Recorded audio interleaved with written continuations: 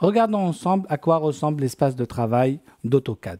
Depuis la version 2009, AutoCAD a adopté la présentation en forme de ruban, avec des onglets ici qui permettent tout simplement de naviguer entre des groupes de commandes. Ici, un groupe de commandes dessin qui présente tous les outils dessin que je peux ici dérouler, fixer avec la petite épingle ici ou à nouveau replier. Je peux aller dans Vue et je retrouve aussi d'autres groupes de commandes qui contiennent des commandes. Une petite flèche ici me permet de masquer ce ruban ou de l'afficher à nouveau. La palette d'accès rapide me permet d'accéder à des commandes les plus usuelles et ceux que je vais utiliser régulièrement. J'ai la possibilité dans cette palette-là d'afficher d'autres commandes. Elle permet d'accéder à nouveau, ouvrir, enregistrer, annuler, imprimer et d'autres. La palette d'accès rapide me permet aussi d'afficher la barre des menus. La barre de menu qui existe toujours, qui était dans les versions précédentes et qui permet justement d'aller dans des outils dessin, cotation, outils, etc. Je vais masquer cette barre pour adopter la nouvelle manière de dessiner dans AutoCAD. Nous avons aussi la barre Info Center. La barre Info Center me permet de faire de la recherche dans AutoCAD, d'accéder à l'aide, d'accéder à mes favoris, d'aller au centre de communication d'AutoCAD pour accéder aux mises à jour ou le centre d'abonnement pour vérifier mon abonnement. AutoCAD a gardé depuis les anciennes versions la barre de commande. Cette barre de commande me permet tout simplement de saisir des commandes. Dans ce cas-là, par exemple, je vais taper ligne. Il me demande premier point et je clique un deuxième point. Je fais entrer pour valider.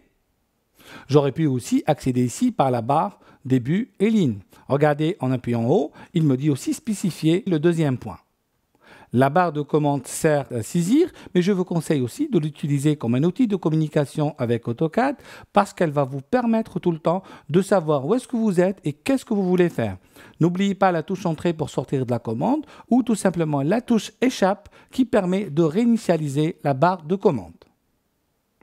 Nous avons ici la barre d'état. La barre d'état avec ici l'affichage des coordonnées et des outils d'aide de dessin. Parmi ces outils-là, le fait de bloquer le mode orthogonalité pour dessiner en ortho, le polaire, l'accrochage objet, la saisie dynamique, etc.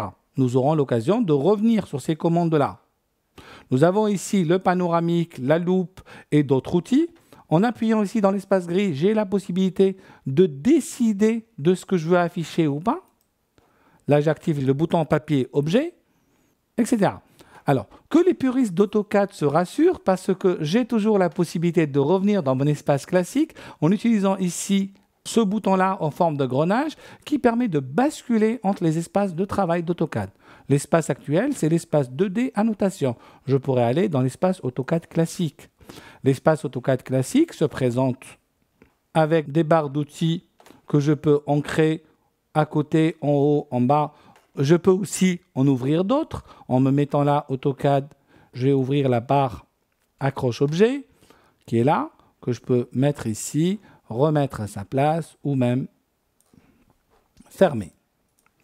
Je retrouve ma barre des menus et entre autres une barre de menu dessin qui me permettrait de dessiner ligne avec les deux points.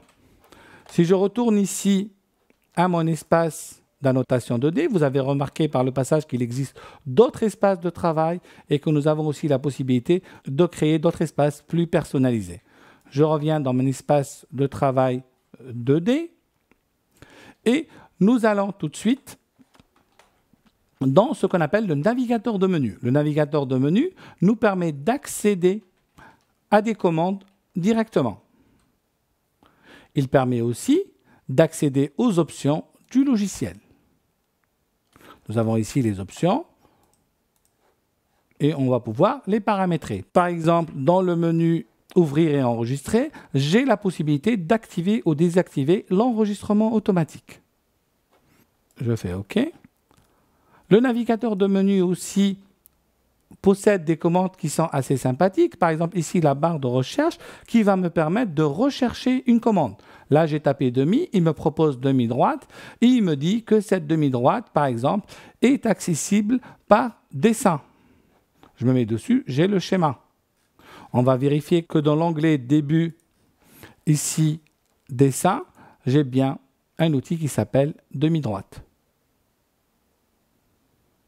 Vous avez aussi la possibilité ici de nettoyer l'écran, d'enlever les palettes pour ramener votre dessin pratiquement en plein écran. Les onglets ici nous permettent de basculer vers les espaces présentation qu'on aura l'occasion de regarder plus tard.